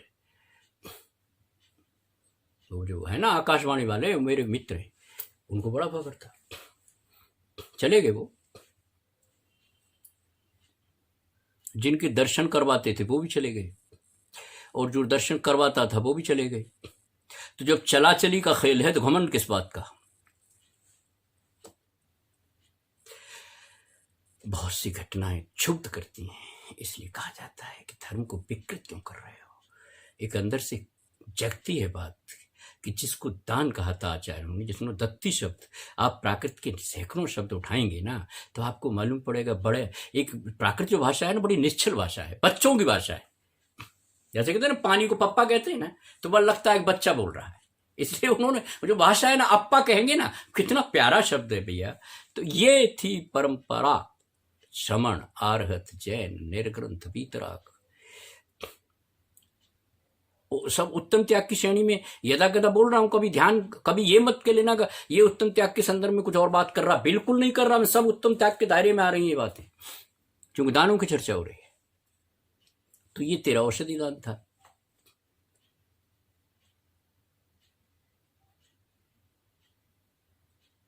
बताया था ना मैंने, पंडित जी नील का ही पानी देते रहे, समझते रहे मैं रक्षा कर रहा हूं एक इंद्र जीव की, मैं सेवा कर रहा हूं, बड़ा पुण्य का काम कर रहा हूं। जो है तमाम जो पौधे थे वो गल गए, खत्म हो गए, नील का पानी देता रहा, क्योंकि नील का पानी वेस्ट नहीं होना चाहिए। अरे गैर समझदार आदमी, खाली पंडित लिखने से कुछ बात हो जाएगी क्या? बहुत बड़ा शब्द है भाई ये। पांडे से, या ये जो पांडा परंपरा थी बनारस के आसपास, इससे थोड़ी बना था ये शब्द। ये थोड़े ठेकेदार थे इस चीज के।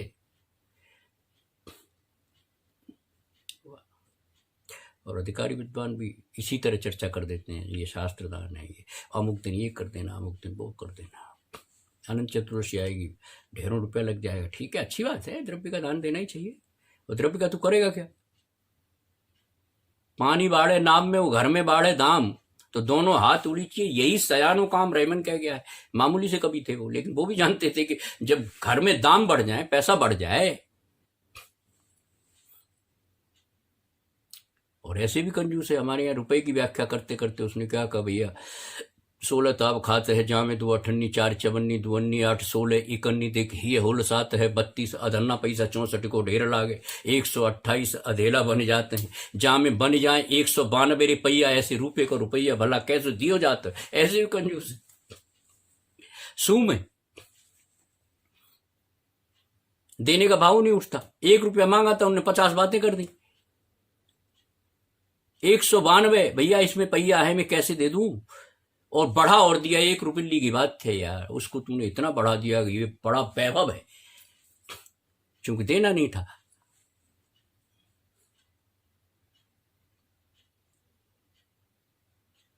जो खलील जिब्रान का ही एक छोटी छोटी प्रतीकात्मक बातें करने में खलील जिब्रान ने बड़े ज्ञान के चक्षु खोले। तो उन्होंने कहा एक पड़ोसन किसी पड़ोसन के पास सुई मांगने गई, भैया सुई दे दे, बड़ी मामूली सी चीज है, और अड़ोस पड़ोस को देता है। एक सुई से 10 पड़ोस काम चलाते थे। ये व्यवस्था बड़ी अच्छी व्यवस्था यार, कोई परिक्रिया नहीं, कोई बात नहीं, और काम चल रहा है, कितनी बढ़िया बात।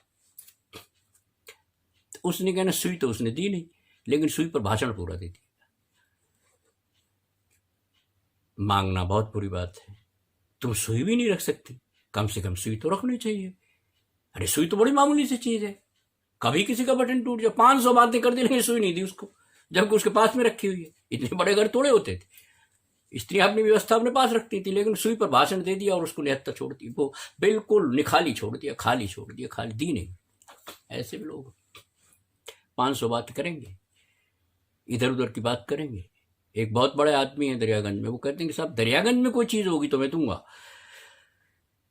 तू दरियागंज में होगी तभी भी नहीं देगा, ये बात पक्की है, क्योंकि देने का तेरे को भाव ही नहीं है। तो काय को क्षेत्र में यहां होगा तो ये करूंगा, तू क्षेत्र से क्यों लिपटा हुआ है? सांप है क्या? ये जो सांप होता है ना, सर्प, इसकी बड़ी आयु होती है,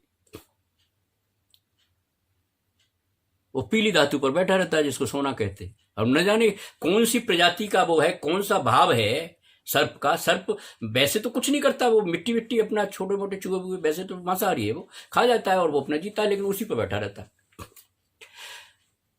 तो ऐसे लोग मान लेना, कभी सर्प को देख लेना, सर्प प्रजाति है।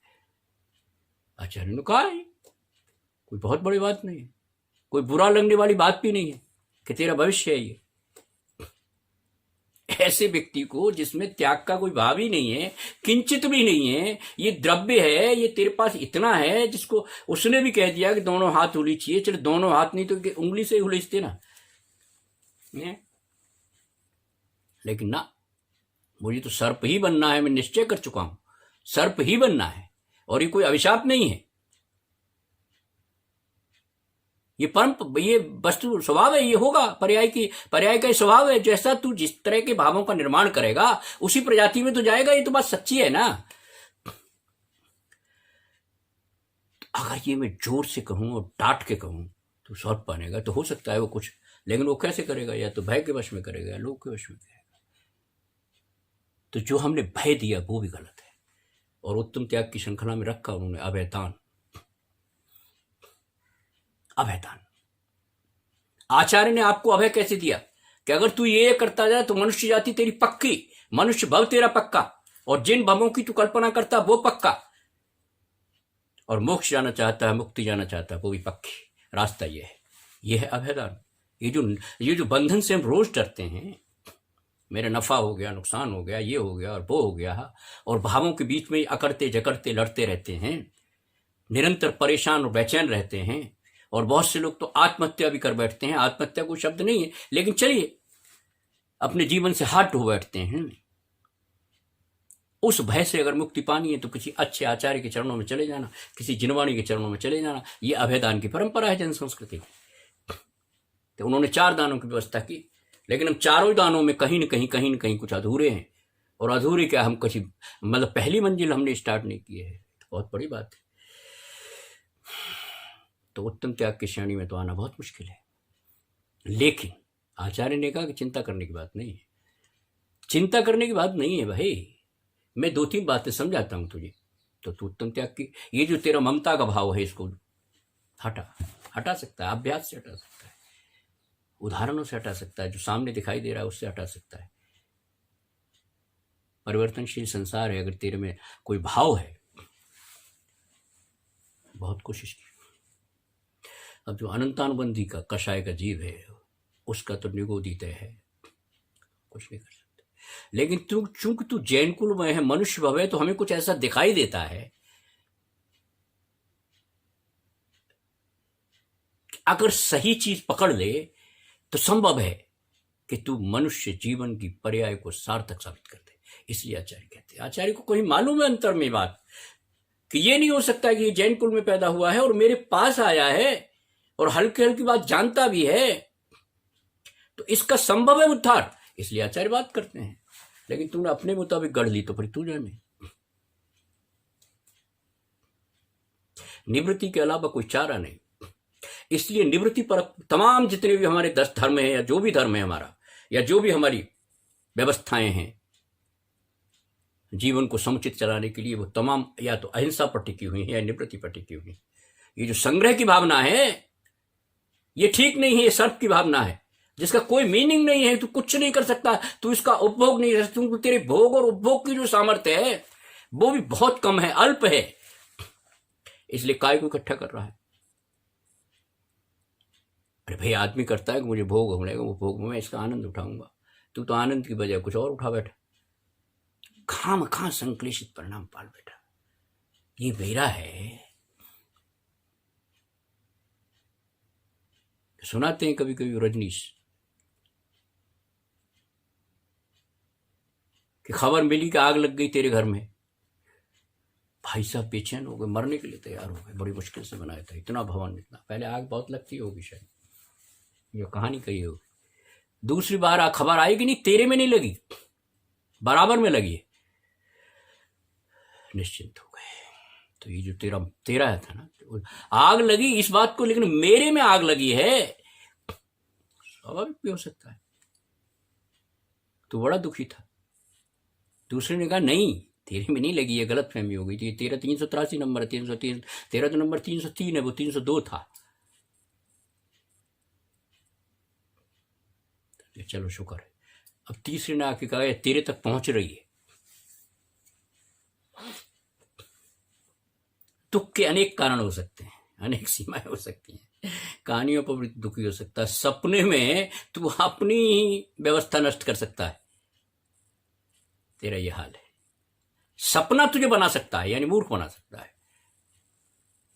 तो फिर सिद्धांतों की तो बात क्या है, और जिन सिद्धांतों को तूने अपने अनुसार गढ़ लिया, धन्य है, धन्य है।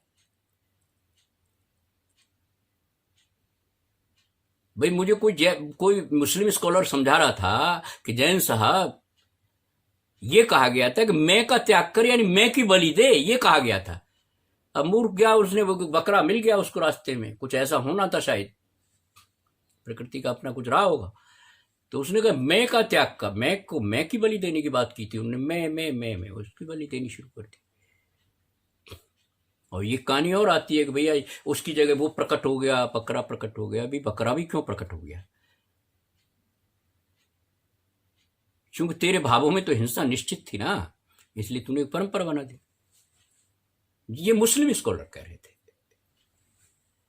तमाम कायनात की रक्षा की बात जो की थी, तमाम जीवों की, कायनात कहते हैं उर्दू में, फारसी में, उन्होंने कहा भाई कायनात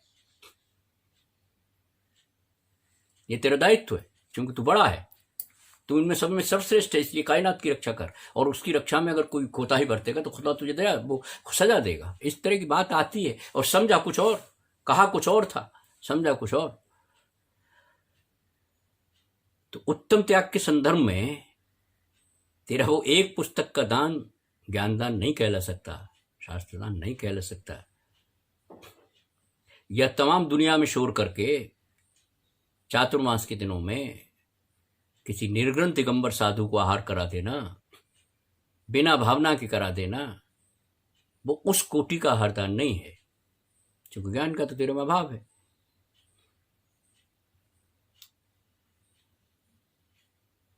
और औषधि दान का भी मैंने बताया। भाई कभी आलोचना पाठ पढ़ना, उठा पटक में भी कितने जीव मरते हैं, चाहे वो आयुर्वेदिक है। मैं उसके लिए मना, वो कुछ ऐसा नहीं कह रहा भाई, ये ठीक है, करुणा का एक भाव है, लेकिन तू कभी ये समझ रहा हो कि ये अहिंसक है इसलिए मैंने बहुत बड़ा काम कर दिया, इसके पीछे जो बड़ी बात है वो दूसरी है। तू द्रव्य नहीं खर्च करना चाहता, वो दूसरी बात है। भाई टेस्टिंग मशीन लगाने में कौन सी हिंसा हो रही है? लगाया यहां पर अहिंसा, एक स्थल है कोई अहिंसा दिल्ली में, तो ऐसा है। बहुत से जैनियों के बहुत बड़े बड़े हॉस्पिटल्स हैं।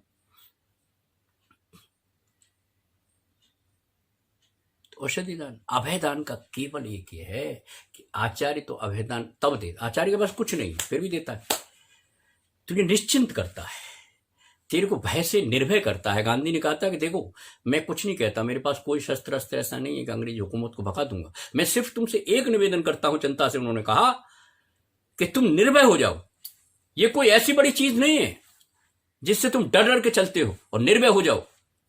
और निर्भय के बाद सड़कें भर गई, रोड भर गए, लोग बाहर निकल पड़े। एक बार निर्भय हो जाओ। आता है ना सम्यक दर्शन में, सम्यक दर्शन की परिपूर्णता ही तब होती है जब भय से मुक्ति पाएगा। उन्होंने 7 भयों की चर्चा की, कोई बात नहीं, विभिन्न तरह के भय हो सकते हैं। तो जो भय है तेरे अंदर, उसको अभय बनाने की प्रक्रिया जो है वो उत्तम त्याग में आती है। तुमने कुछ आश्रम बना दिया होंगे, उसमें 2-4 लोगों को खाना खिला दिया होगा, उन्हें चारों, और जो प्रचारक थे वो कहते हैं कि चारों दान इसमें समाये थे। भाई ठीक है, वो एक धंधा व्यापार है, वो करना भी है, शायद आवश्यक रहा होगा, उसके बिना उनको नहीं आत्मविश्वास रहा होगा, इसलिए उनका यहाँ जो इस संस्था में जो वो हुआ भी है। भाई ठीक है, वहाँ पढ़ भी रहा है बच्चा, खाना भी खा रहा है, और बीमार हो रहा है तो उसके लिए हॉस्पिटल का इंतजाम है, और उसको इस बात की कोई चिंता नहीं है। ऐसे आश्रम बनाए ना, गुरुकुल ऐसे बनाए। अब है दरियागंज में 1903 की एक संस्था थी, भारतवर्षीय अनाथ रक्षक जन सोसाइटी, वो हेरिटेज में बिल्डिंग आ गई है, लिखा हुआ है। अब वहां के जो संचालक है उनके बस की तो कुछ बात है नहीं, सोच उनका कोई चिंतन है, कुछ उनका है नहीं, सारी जैन समाज को 20 साल से लगातार गुमराह करते रहे, लेकिन चौधरी है। इस प्रजातंत्र की सबसे बड़ी कमजोरी है कि 10-20 लोग हल्ला गुल्ला कर लें तो वो चौधरी है, और भले लोग बोलते नहीं। क्या करें उसके साथ? दुष्टता, दुष्ट के साथ दुष्टता करें। पूरी की पूरी संस्था में सैकड़ों बच्चों के नाम गिना सकता हूं जिन्होंने अपना जीवन हासिल किया और जीवन को उन्होंने सही सार्थक बनाया। ऐसी संस्था थी वो, और उसके प्रचार के लिए लोग बाहर जाते थे, और बड़ा बड़ा चंदा बेचारे, कहाँ गुवाहाटी, कहाँ नागालैंड, कहाँ वहाँ बड़े बड़े उस वक्त जाते थे लोग, और जाके वहाँ से कुछ पैसे लाते थे, और उसके बाद वो तमाम उस व्यवस्था को चलाते थे, और बड़े बड़े पढ़े लिखे लोग वहाँ पर निकले। वहाँ से वो खत्म ही कर दिया उस चौधरी ने। समंतपद संस्कृत महाविद्यालय था संस्कृत की, एक तो गणेश वर्णीय, तू संस्कृत का विद्यालय पूरा का पूरा खत्म कर रहा है, और उसमें कह रहा है वर्धमान शिक्षा निकेतन। तो ऐसे दुष्ट भी है, ऐसे लोग भी मैं दुष्ट कहता हूं कहूंगा। पूरी की पूरी जो कहते हैं दान, जिस दान पर तू पूरी की पूरी व्यवस्था चलाता है, उस चारों दानों में से तू तो महानिकम्मा निकला भाई। ऐसे लोग हैं, वो 64 पैसे से पूरी की पूरी संस्था खड़ा कर देता है, और एक बनी बनाई संस्था है जिसमें करोड़ों रुपए ऑलरेडी हैं, उसको तो खत्म कर देता। बच्चों से कहते बेटे जाओ यहाँ से, सब निकाल दिए। ऐसी भी चीज है। अब वो उसके टेक्निकल कारण बताता है, यार टेक्निकल कारण तो हो नहीं सकते। मैं आपको बताऊं, राज्य व्यवस्था में भी अभी जैनियों का बड़ा दबदबा है, बड़ा जोर है, और दबदबे का मतलब ये नहीं है, दबदबे का मतलब ये है कि वो नैतिक पुरुष माने जाते हैं, अच्छे लोग माने जाते हैं। इसलिए आप जो कुछ कहेंगे, अगर कोई टेक्निकल बात है, मतलब 5 मिनट में मैं सुन जाता हूं, लेकिन आपके पास कुछ बात ही नहीं है, आप क्योंकि आपके चित्त में कोई नहीं है, आप एक बेहुदा किस्म के प्राणी हैं, तो आप नहीं करते। तो हम कभी कभी जब दानों की चर्चा करें तो ये भी करना कि जिन लोगों ने दानों के माध्यम से आई बनी हुई संस्थाएं उजाड़ दी, जरा उनके बारे में भी कभी कभी चर्चा करें, ताकि मालूम पड़े, समाज को कोई उदाहरण मिले। कोई आवेश में नहीं कह रहा मैं कह, दुख होता है, तकलीफ होती है, बड़ा मिसयूज किया हमने।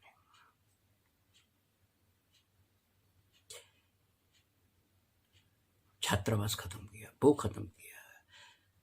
बहुत बहुत कीमती म्यूजियम था, कीमती मतलब पैसे की दृष्टि से नहीं कह रहा, ज्ञान की दृष्टि से भी कह रहा हूं। म्यूजियम खत्म कर दिया, पता नहीं कहां गया, बेच खाया, क्या किया। समाज के सामने कभी एक चिन्ह नहीं बताया उस आदमी ने, और नाम है चक्रेश। क्या कमाल का नाम है भैया, माँ बाप भी महान थे, कितने मायाचारी थे कि ये जीव ये कैसे हो सकता है यार, ये तो हम भरत के लिए कहते हैं। खैर, लेकिन समाज में ये चर्चा होनी चाहिए, जीवंत समाज में होनी चाहिए। जब आप त्याग की बात करते हैं और त्याग में दानों को सम्मिलित करते हैं, तो ये बात भी होनी चाहिए।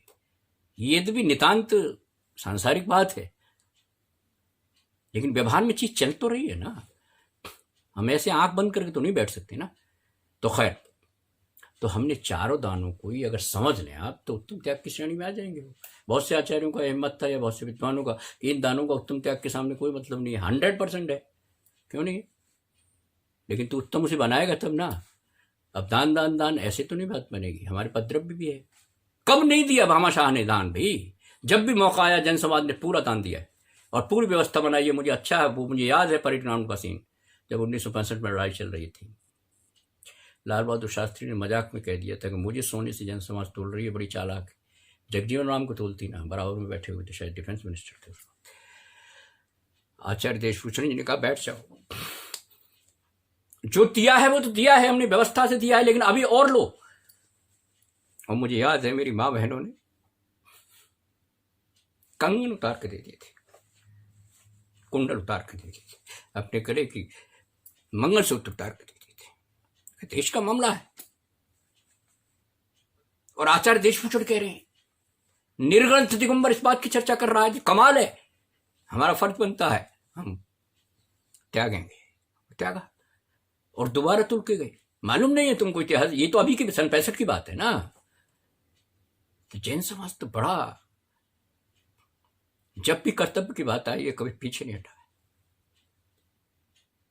उस जैन समाज में अगर इस तरह के लोग पैदा हों कि मेरे पूर्वजों की संपदा को हड़प जाएं, खा जाएं और उसका नुकसान करें और ज्ञान दान की बजाय अज्ञान दान करें, तो अफसोस तो होता है। किस तरीके से संस्थाएं खड़ी की जाती हैं मालूम है आपको? कभी पूछना डॉक्टर बारेली से, पूछना कि संस्थाएं किस तरह खड़ी की जाती। जो मौजूद है उनसे पूछ लेना कि संस्थाएं कैसे खड़ी की जाती।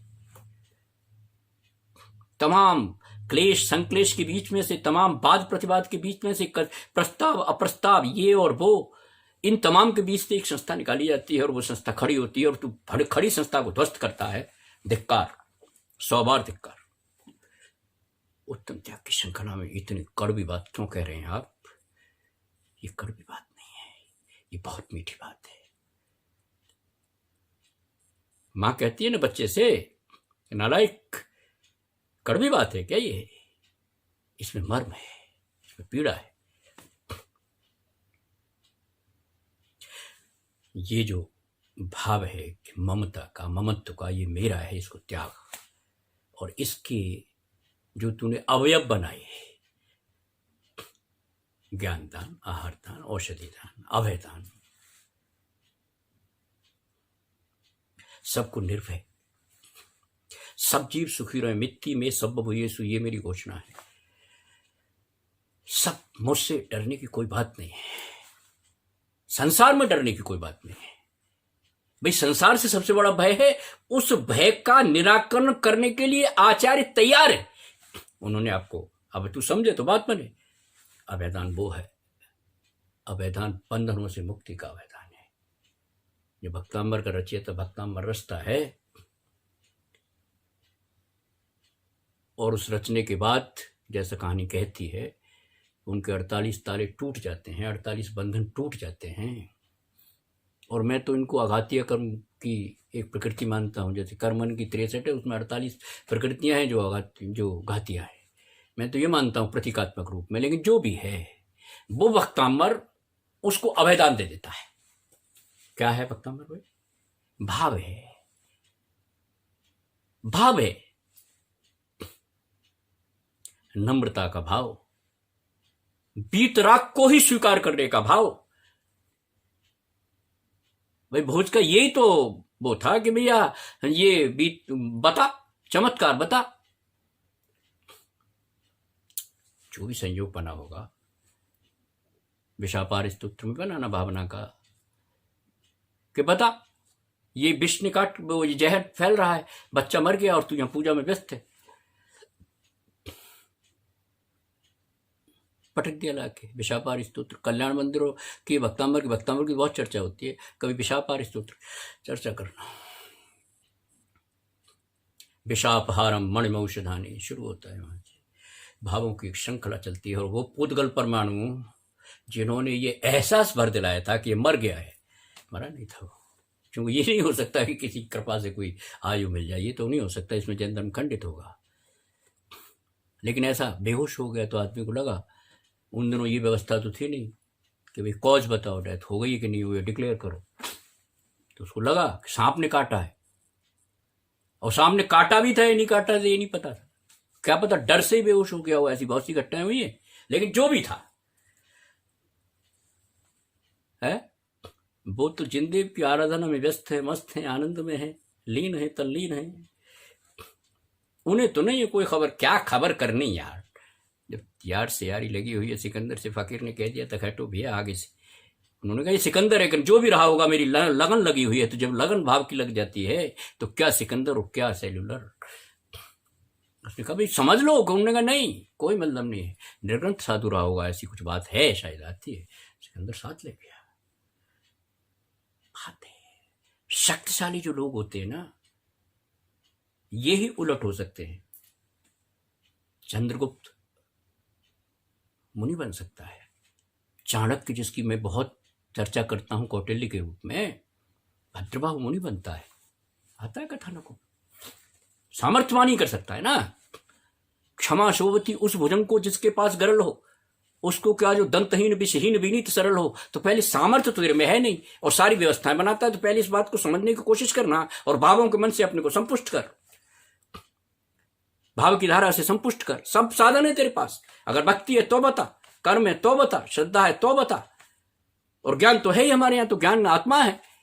तो खैर, तो हम जब दानों की और त्यागों की श्रृंखला करते हैं तो ज्ञान के आगोश में करें, ज्ञान के सानिध्य में करें, ज्ञान की छाया में करें। सारे दान उत्तम त्याग हैं, सारे ज्ञान, सारे दान जिसको तत्ती, सारे दान उत्तम त्याग की श्रेणी में आ जाएंगे। भावों में लपेट, प्रशस्त भावों में, आनंद के भावों में, ज्ञान के भावों में, सब उत्तम त्याग की श्रेणी में। ये ममत्व का भाव छोड़, तेरी क्या औकात है तू त्याग करेगा। तूने ग्रहण इतना कर रखा है कुभावों का, पर भावों का, पराई चीजों का, जिसका तेरे से दूर पास का कोई तेने चुराई है। अगर पुद्गल का कोई परिवार हो तो वो कहेगा इसने मेरा चुरा लिया। अगर पुद्गल का कोई परिवार हो और FIR लिखाने जाए तो वो यही कहेगा कि ये तो मेरे थे, तो इसका कोई मीनिंग नहीं था, इससे कोई मतलब नहीं था, इसका क्या मतलब था इससे, ये तो शुद्ध गायक स्वभाव है, ज्ञान स्वभाव है, लेकिन इसने चुराए हैं क्योंकि इसके पास एक शक्ति है, राग की शक्ति है। इसलिए तो मैं तो रूप छू, पुद्गल ने कहा। पुद्गल परिवार से अगर पूछा जाए तो वो क्या आर्गुमेंट देगा कि इसने चुराया है, भाई मेरे भाव है ही नहीं, ये इसके भाव थे ही नहीं। तो तू पुद्गल के भावों को चुराता है और आपको अपने को सर्वश्रेष्ठ घोषित करता है। तू अपनी मां की अवज्ञा कर रहा है, कपूत है। जिन वाणी को नहीं समझने की कोशिश कर रहा, उस मां के करुणा भाव को जिसने सहला सहला के तुझसे कहा है। मदालसा कहती थी ना, मदालसा के बारे में घटना आती है, कहती थी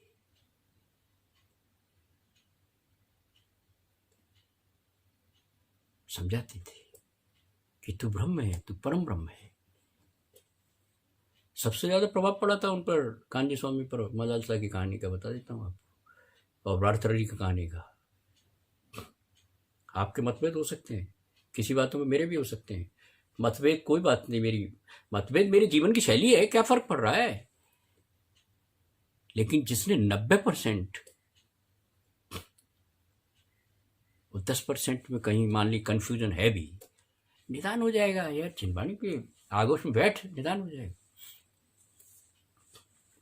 तो खैर, उत्तम त्याग की चर्चा है और उसमें मोटा मोटी यह है कि तेरा जो ममत्व का भाव है, मम इदम, ये मेरा है, ये जो भाव है, इस भाव को निरस्त कर, इसको परास्त कर, इसको खत्म कर।